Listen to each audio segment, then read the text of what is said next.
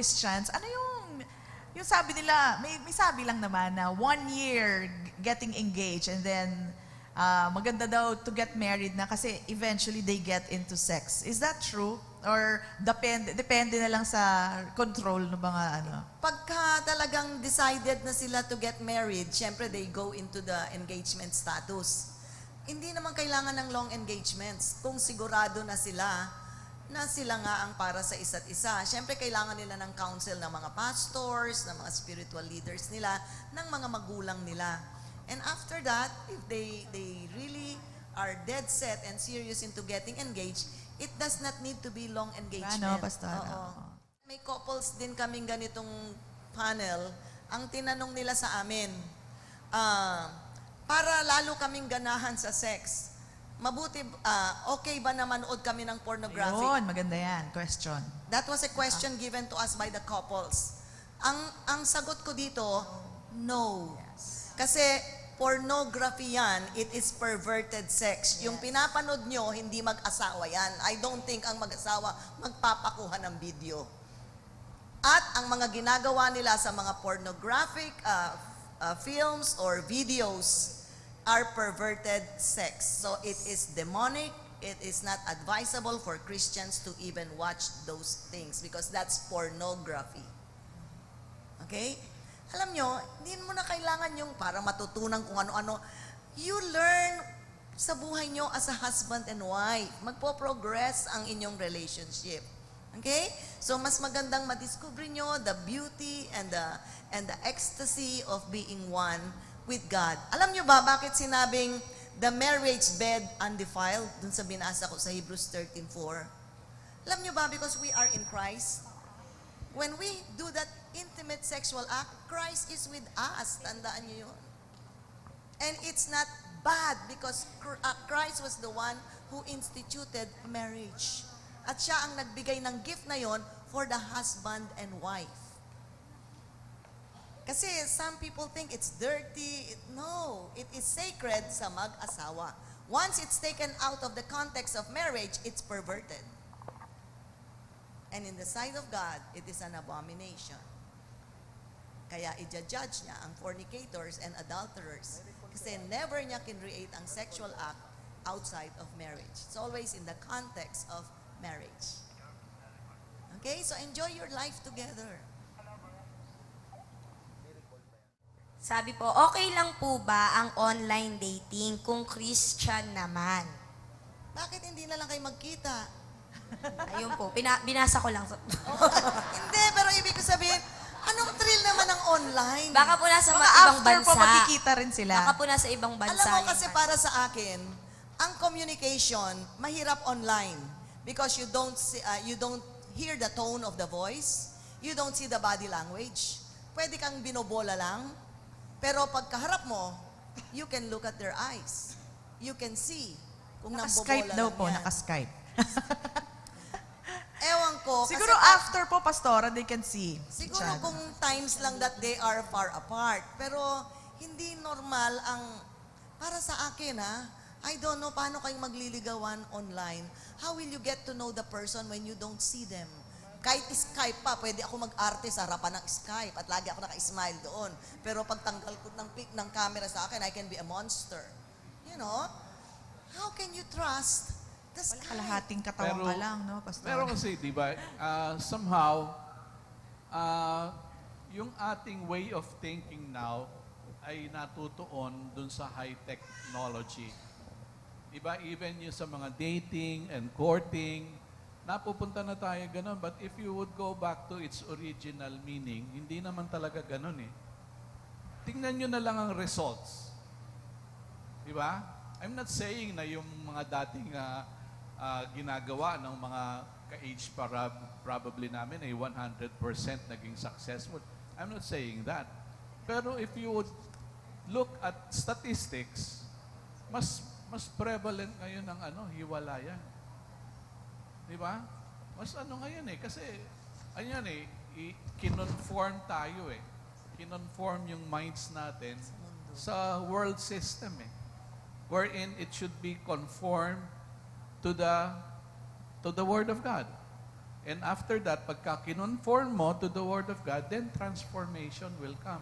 Para sa akin, kahit ma-brand ako na old schooling ang pagkakaalam ko, pero para sa akin, mas effective pa rin. Right? Kagaya yung bakit kayo magliligawan sa kalye? So, ang isa pa sa mga singles, bigyan nyo ng kahalagahan ang inyong sarili because God created you for a purpose and God values your life. So, huwag kayong basta-basta sa kalye lang pupuntahan ng mga lalaki. No, at saka wag lang, alam nyo, nagugulat ako ngayon, text lang nag-on na ang mga tao. Kasi ang mga lalaki kinreate ng Lord na initiators, na sila ang maghahabol. At kinreate tayong mga babae na mag-antay. Sabihin mo, kasi ang choppy-choppy naman ng lalaki, wag mo nang ambisyonin niya kung choppy pala. Di ba? So, magtiyaga tayo, mag-antay, and just love the Lord. Ang Lord ang magpapadala sa inyo ng best partner in life. Amen. Huwag kayong nagmamadali, hindi kayo maiiwanan ng trend. Paano po if nag-uumpisa pa lang ang wife, tapos na agad yung husband? Laging bitin ang wife. Okay, mga singles, magsilabasan muna kayo. Joke lang. Sige pa, Pastor. Kasi nga, ang wife ay parang crackpot, slow cooker. Alam niyo yung crackpot, slow cooker? Ang lalaki parang microwave. Yan. Di ba? In 2 minutes or in 3 minutes, Tapos. init na. Ang crackpot, 6 hours bago lumambot ang karne doon. So, kaya nga sabi ko kanina, simulan nyo ang asawa nyo sa pag-alis nyo pa lang ng bahay, inuumpisan nyo na yung affection para naka-build up na siya. Para pagdating ng time that you are together, build up na ang emotions niya, madali na siyang mag-respond. Okay? Now, alam nyo, para sa akin, hindi na mahalaga yung mga bitin or whatever. That is being selfish. Because love is always unconditional. You always think of the satisfaction of your partner, not yourself. Eh sabihin mo, paano naman ako? You will be happy when you see your partner satisfied. Ang sabi ng ibang babae, hindi ako agree doon. But that is what true love is all about. Making the other person happy. So if the other person is happy, I'm happy. So pero paano naman yung satisfaction mo? That's only the flesh. Okay, magtrabaho lang ako, magmap lang ako, tapos na, masaya na ako. Pastora, may kaduktong na rin yan. Paano po kung mas active si Mrs. sa sex? Titiisin na lang po ba kung kailan ready si Mr.? Parang baliktad, ano? I think today that's prevalent kasi ganun ba kasi yun? nga ang mga misis saka nanonood ng mga drama sa TV. Na ready na. Na-arouse sila. Si Mister, trabaho ng trabaho sa labas. Puro Kaya stress. pag-uwi, wala man lang kamuang-mua. Tapos si Mrs. naman, ang dami ng alam sa kanonood ng TV. That's why, alam nyo, nagiging madrama ang buhay ng mag-asawa. Tandaan nyo, ang mga TV programs are worldly. Okay? Kaya pag uwi ng asawa nyo, nakaganyan, saan ka na naman galing? O, kada drama mo, pati ikaw, madrama na rin. So, I think pati sa sex, you watch too much sexual movies. Or you watch too much sexual dramas. Kung ano ang level ng asawa mo, pinili mo yan. Learn to live with it and be happy. Paano po kung ang husband mahilig pa rin sa sex in spite of senior na siya? Eh di uy, praise God, di ba? O di ba, ano ba naman kayo? Nagreklamo pa kayo. O sige kayo. Alam nyo, wala namang age bracket. Si Abraham nga 100.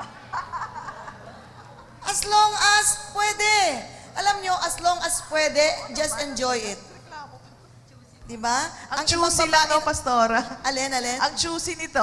O, ano naman? Ang choosy nga, Pastora, active ayaw pa niya. Oo, ayaw pa niya eh. Oo. Ano po ang maipapayo nyo sa aking asawa po? Hindi pa po siya Christian, kaya medyo ang pagsasama po namin ay away-bati. To the point na gusto ko na pong makipaghiwalay dahil sa ugali niya. pag-pray mo na lang na masave siya at pakitaan mo siya ng grace. It means that he does not deserve it but continue to love the person for the sake of God para maging testimony ka at madala mo siya sa Panginoon. What can you advise po sa mga mag-asawa na magkalayo due to work for them to maintain the intimacy? Magkalayo due to work. Baka overseas yung isa, ayun. Oo. So pagdating ng time na pwede silang magbakasyon, spend those times together. Huwag yung mga barkada, kung ano-anong, just kung very limited ang time nyo together, kunwari 1 month lang ang bakasyon niya, huwag naman puro barkada ang inatupag. Spend it with the family, with your wife, with your children, at most especially, at least if you can take 1 week with your wife alone, I think that can make up for lost time. At saka kasi kung hindi nyo i-build up ang relationship nyo, manlalamig kayong pareho. After a while, you will be like strangers to each other. Si Pastor, may sasabihin. Siguro to augment the financial need, kaya nagkakaganon, no? May isang mag-abroad, tapos yung isang maiiwan. Pero kami personally, we don't advise that eh. Kasi if you can do something about it na wag kayong maghiwalay, mas maganda yon. Amen. Pero if need be, di ba, magkaroon lang kayo ng set goal. May priority kayo. Let's say, may kontrata yung lalaki o yung babae ng 2 years or 3 years. After the 3 years, kung na-meet nyo na yung kailangan yung i-meet, then dito na uli, magsama na. Kasi hindi maganda talaga yung magkahiwalay. Pero ang napapansin ko kasi, this is what happens eh. Aalis ang isa sa kanila, maganda ang kita. So, kahit sabihin mong nag-agree na sila, okay, 3 years lang. Matatansya natin, nakalculate na natin, by that time, makakabili na tayong bahay at lupa. Tapos pagbalik mo, may konting negosyo.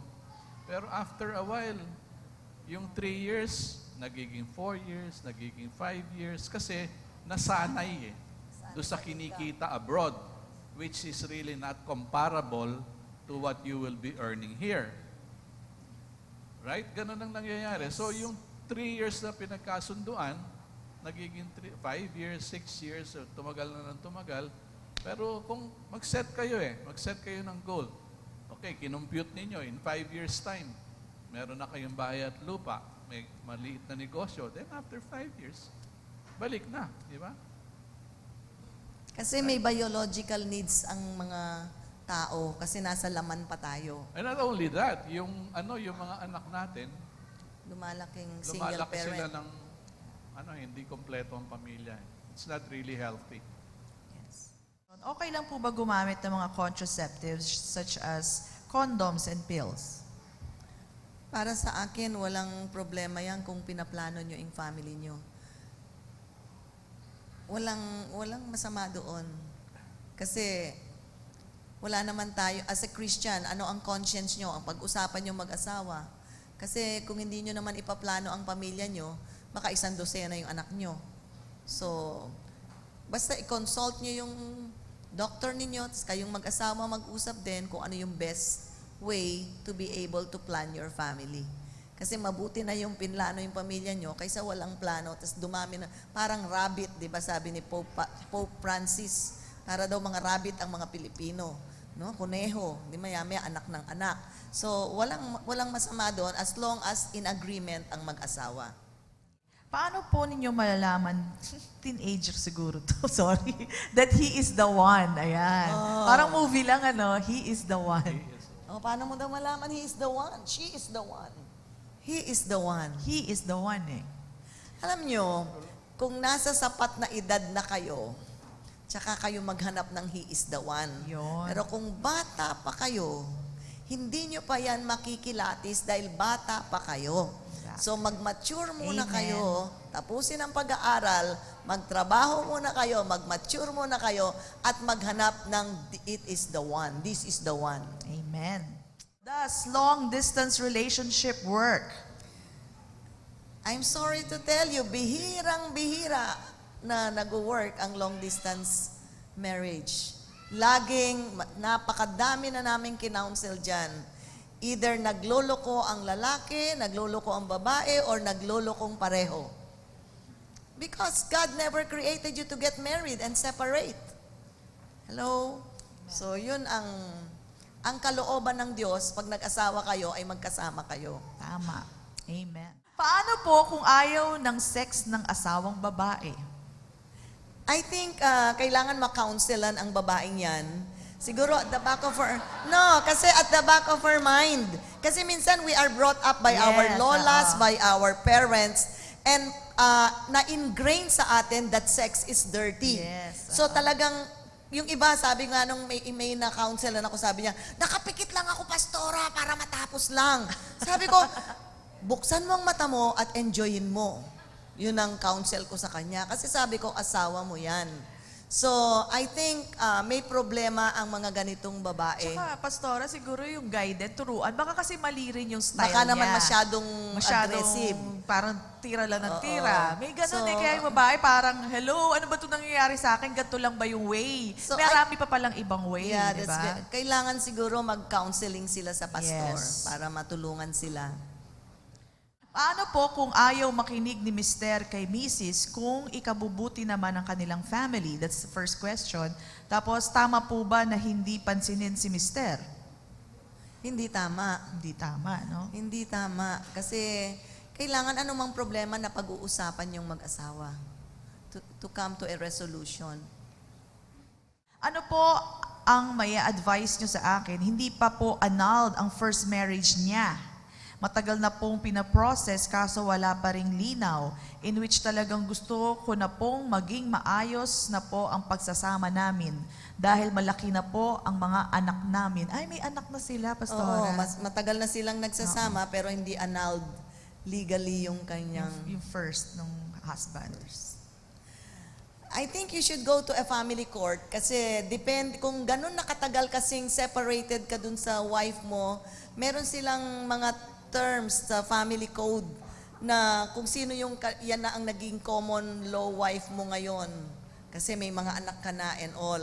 So I think you should just go to a family court and find out how you can resolve that.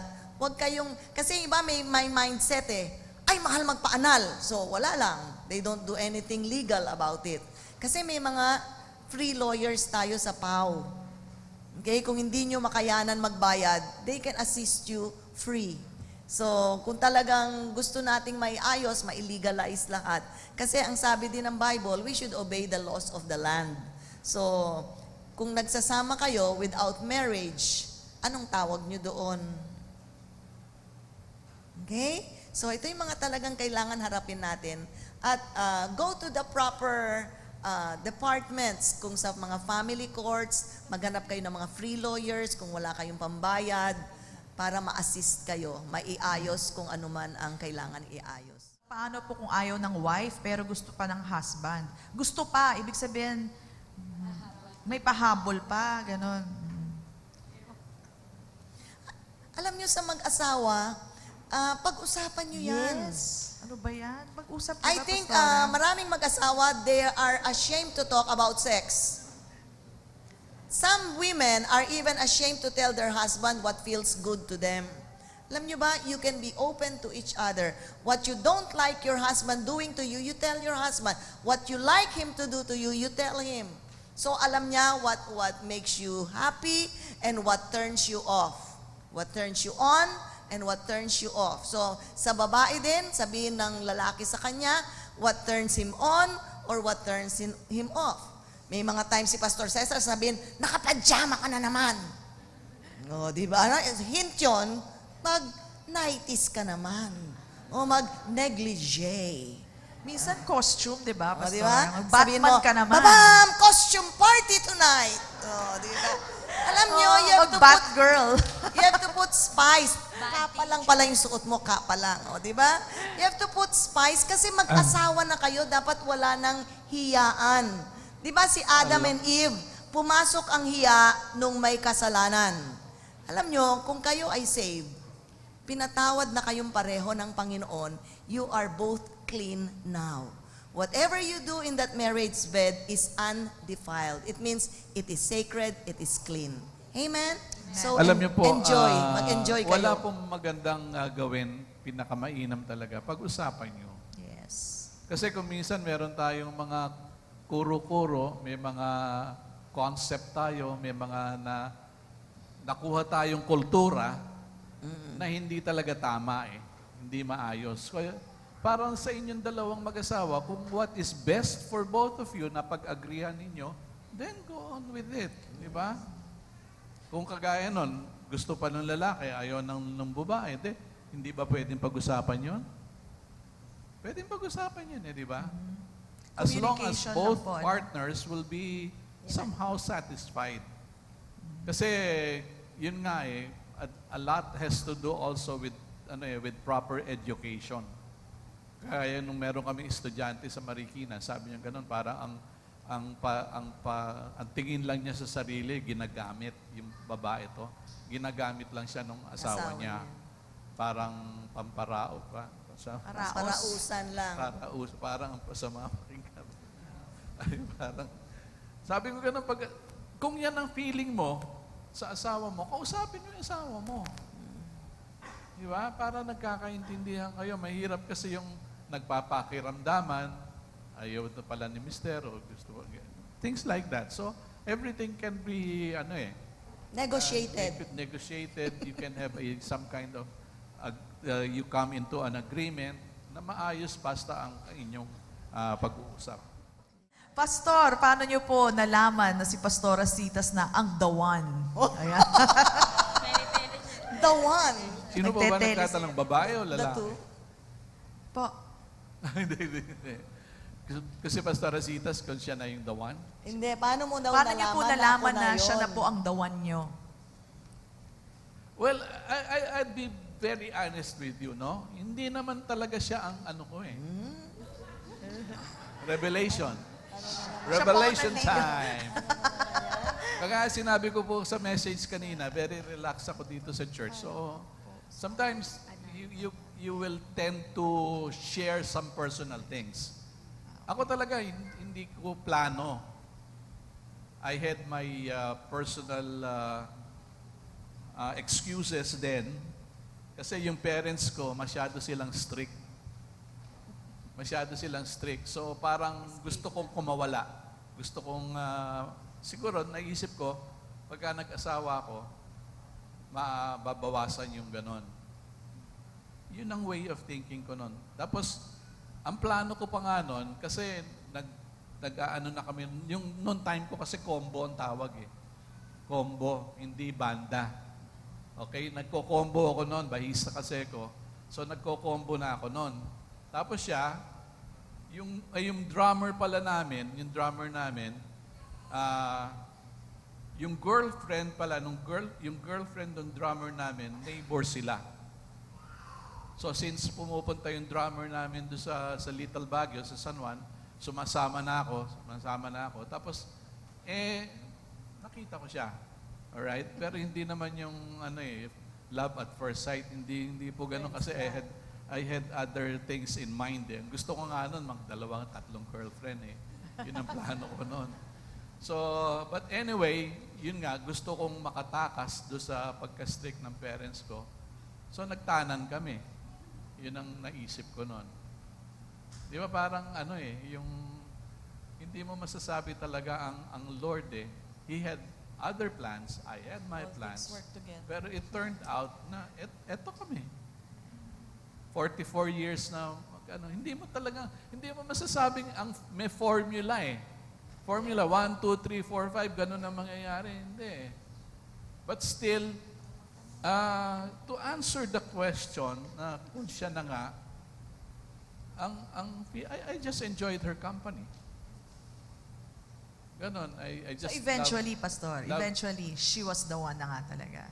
Oo, ganon na nga. Because of Hindi, growing ano in lang love, kami, no? we were just friends. Okay. Pero nag-umpisa as friend. Friends lang kami kasi ang boyfriend ko naman, yung kababata niya for 5 years. Ayan, yung mga storya. Mga storya namin. So, nung nag-break kami noon, maski pag may girlfriend din siyang iba, kaya pag may problema siya sa girlfriend niya, sa akin pa Ayun. nagpapa-counsel. So, tinuturuan ko pa siya paanong amuhin yung kanyang girlfriend kasi Matulay-tulay. kasi Ganun ba boyfriend ko naman yung boyfriend ko naman yung kababata niya for 5 years. But we broke up. When we broke up, siya naman kino-comfort niya ako, laging pupunta sa kasi nga magkakaibigan lang kami, Paraan. magkakabarkada lang kami. So we started off as just friends. Na later on, doon lang na-develop. So I think mas maganda talaga ang friendship muna bago romance. Yes. O, wag niyong unahin ang romance. Yes. Basta friendship muna. Kasi out of that friendship, mas magiging tight ang samahan ninyo. Kasi Okay. friends kayo eh. Okay. May follow-up po sa annulment. Kung hindi pa ho annulled, kailangan ba na magpatuloy na magsama or maghiwalay muna? Apektado po ba ang buhay Kristiyano kung magsasama tapos hindi pa annulled? Medyo complicated kasi kung may anak na, Alangan what maghiwalay, happens ano? to the children pagka naghiwalay, Paano po? kung hindi? di ba? Parang medyo masalimuot na ano yan eh. Ang mahalaga lang Sitwasyon. dyan, simulan nyo na yung mga proseso na maiayos. Okay. Another question. Paano po kung di ka na virgin bago ka magpakasal? Issue po ba yon sa pagsasama? Alam nyo, when you get saved, you become a new creation in Christ. So ano man ang past mo, ano man ang nakaraan mo, it's under the blood of Jesus. Paano, Pastora? Christian na, tsaka na di-virginize. Mag-repent na lang siya. Ayun, mag-repent ka na lang. Okay? And alagaan mo na ang sarili mo, preserve it for your husband. Yes. Okay, kung ang budget po sa family ay kinulang due to previous wrong decisions, ano po ba dapat ang gawin? Maghanap ng ibang paraan na makahanap buhay. Yes. Kasi kung kapos ang pang-support sa pamilya, you have to find other means of income. Okay. What can you say about age difference? Mas older si babae kaysa kay lalaki. Si Lola Dionisia ba ito? Wala naman si Lola Dionisia dito. Mas matanda ang babae. Babae. Pastora. Alam nyo, minsan may tendency tayong maghanap ng nanay sa mga kalalakihan. Kasi may mga ganon. They are looking for a mother, not a wife. No? Sabi nga, sometimes either you marry your father or you marry your mother. Hindi nyo ba napansin? Hindi nyo naiintindihan yun? Diba? So, alam nyo, ang babae, mas madaling tumanda kaysa sa lalaki. Kaya ang lalaki, kahit 10 to 20 years older than the girl, ayos lang. Pero ang babae, pag mas matanda, dadating ang panahon, sasabihin sa'yo, lola mo, totoo po yan. Mas madali kaming mga kababaihan tumanda dahil nanganganak, household chores and all. If you look at all couples, tingnan nyo, sino ang mas mukhang bata? Ang babae, lalaki? Now, let's be truthful. Mukhang hatian. Di ba? So, alam nyo, wala namang age bracket sa relationships as long as you can work it out. Pero kung sobrang laki ng agwat, mahirap.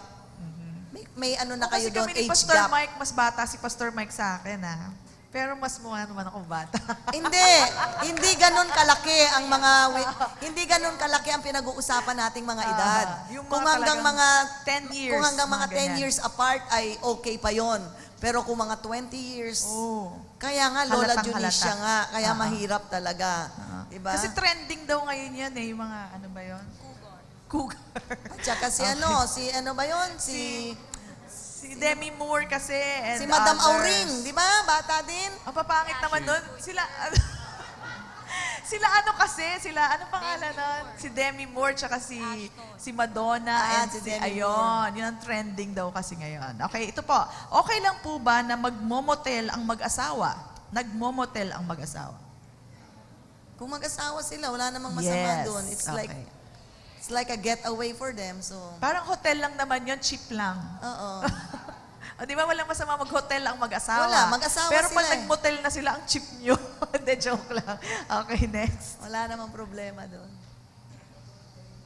Sabi dito, marriage is sacred, pero paano po kung bunga ng one-night stand ang pagkakaroon ng anak or baby? Dapat po bang pakasalan ng babae yung lalaki kahit wala po silang relasyon for the sake ng bata? Hindi reason na magpakasal kayo dahil buntis ang babae. You have to talk it out. Kung pagkakamali yan, huwag nyo nang dagdagan ang pagkakamali. Sustentuhan na lang ng lalaki ang magiging anak. Pero hindi kasagutan dyan sa kahihiyan ang pagpapakasal. Kasi lifetime yan. Pero sometimes yun, no, ang nangyayari doon kasi, not so much on the guy. Yung sa babae, iisipin nila, magkakaroon ng feeling of condemnation. Diba? Kaya this is the time na talaga siguro the leadership of the church talagang aasikasuhin sila. Gagabayan sila sa tamang pagtuturo. Talagang maipapakita natin yung biyaya ng Panginoon. And so it's not all but lost. Kasi parang baka nagkaroon ng guilt feel or ng condemnation. Sa lalaki kasi wala eh. Walang nawala. Di ba? Pero mas maapektuhan ang babae. Okay. Yeah, I think mahalagang matackle din natin ito sa church. Kung merong nabuntis out of wedlock, ibig sabihin dahil hindi pa kasal, nabuntis na yung babae. Sa church, wag po nating i-condemn, isuportahan natin, tulungan nating ma-restore yung babae at saka ang magulang niyan. Kasi mahirap ang stigma talaga niyan. So alalayan natin ang pamilya nila that these things happen, but there is a restoration. So, wag tayong maging mga pariseyo, no?